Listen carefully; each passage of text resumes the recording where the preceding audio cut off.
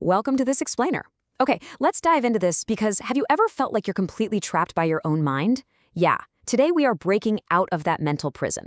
But look, I promise you right now, we are not doing the fluffy feel-good motivation thing today.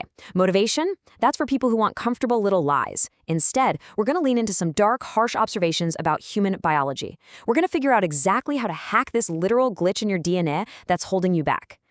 Just think about your own experiences for a second. Why in the world does our body react to something as mundane as public speaking like we're literally facing death? You know the feeling, right? Your feet feel completely frozen to the floor. Your throat goes instantly bone dry. Your heart is pounding so intensely it feels like it's going to just burst out of your chest. You open your mouth to speak and nothing. Your voice is gone. We casually call this getting scared, but I mean, look at the sheer absurdity of it. You're literally just standing in front of a room of totally normal people, and yet your body is prepping for a gruesome end.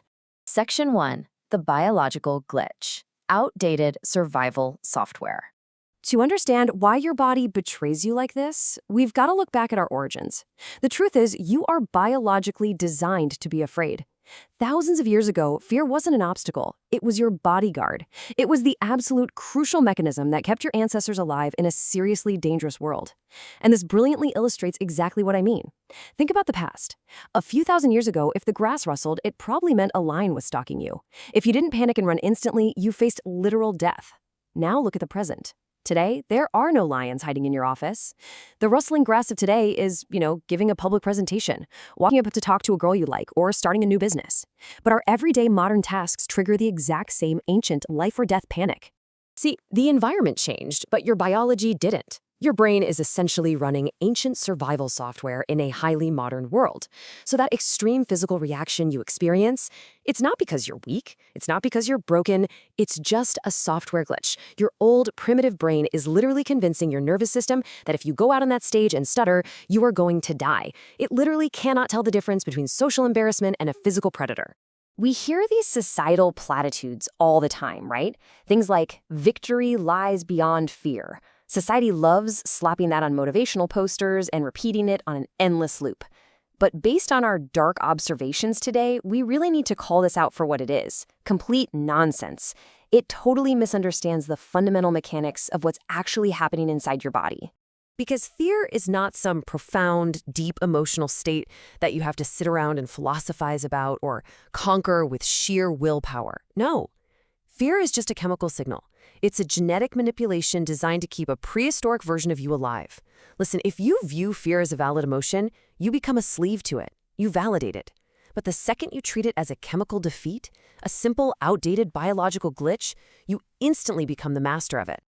Section 2, the spotlight effect and the ego. Let's shift gears to the most common way this glitch shows up: social fear. This all boils down to one incredibly paralyzing question looping endlessly in everyone's head. What will people say? Psychologists actually have a name for this. It's called the spotlight effect. It's this psychological illusion that there's a literal spotlight shining down on you and that everyone around you is constantly watching, judging, and remembering every single move and failure you make. But let me drop a harsh truth on you right now. People are way too wrapped up in their own messy lives and daily problems to care about yours. Now, what's really interesting here is this highly relatable anecdote. Imagine a wedding incident. You're walking barefoot, you step on a peel, and you just wipe out hard in front of everyone. The crowd instantly erupts in laughter. Pure panic sets in, your ancient brain is screaming danger, and you run away, utterly mortified. But what's the actual reality of that situation? Literally 10 minutes later, everyone completely forgot it even happened. They went right back to worrying about their own outfits, their own relationships, and their own insecurities. Society forgets our mistakes incredibly fast. Which brings us to this liberating statement: harsh truth. Your fear of judgment is really just your ego acting up. You are simply not that important. Our brains trick us into thinking we're the absolute center of the universe, but nobody is actually paying attention to us. When you fully internalize this, that no one actually cares if you stumble over a word or mess up a pitch, a massive weight just falls right off your shoulders. Section 3, the trap of tomorrow, overthinking the future. So, what actually triggers this outdated biological software on a daily basis? I mean, if we aren't facing lions, why do we feel the panic? Well, it's because of the trap of tomorrow. It's our uniquely human obsession with overthinking the future. Look at the stark comparison. In the present moment, right now, you are perfectly safe. You're just sitting here taking in this explainer. But your brain refuses to let you stay in this safe present. It actively drags you into an imagined future. You sit there perfectly safe, but your mind is screaming, what if I fail my exams? I have no discipline. What am I going to do with my life? We drive ourselves absolutely crazy, and we literally shorten our lifespans by generating massive amounts of toxic stress over future scenarios that haven't even happened yet. Section 4. The action hack. Bypassing the glitch. Okay, so how do we finally fix this? We've diagnosed the biological glitch, we've stripped away the ego that amplifies it, and we identified the trigger of overthinking the future. Now it's time for the ultimate, dead simple solution to bypass this error entirely. So the crucial point is this 3-step process. 1. Recognize the fear for exactly what it is, a chemical glitch, not reality. 2. Stop thinking entirely. Shut that internal monologue completely off. And 3. Act instantly. Look, I cannot overstate the importance of step 2 here.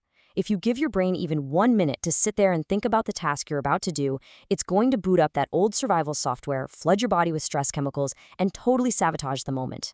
You literally have to beat the software before it boots up. Let's ground this solution in some very practical, everyday examples of bypassing the brain. Say you want to take a cold shower, right? But you're absolutely terrified of that initial shock. Don't stand there shivering and overthinking it.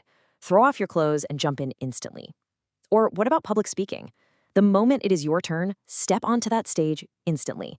If you stutter on the first word, ignore it and just keep moving. By taking immediate, thoughtless action, you completely remove your brain's opportunity to generate panic. You act before the chemical signal even has a chance to paralyze you. And let's just remind ourselves of the absolute lowest stakes here.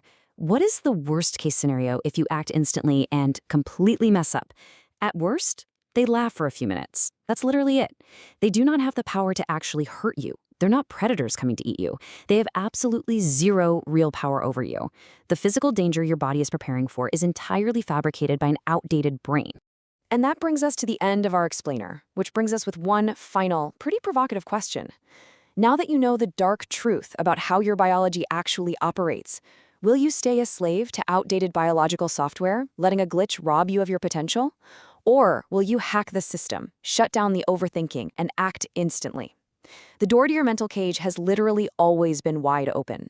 It is entirely up to you to recognize the glitch, bypass the panic, and walk right out.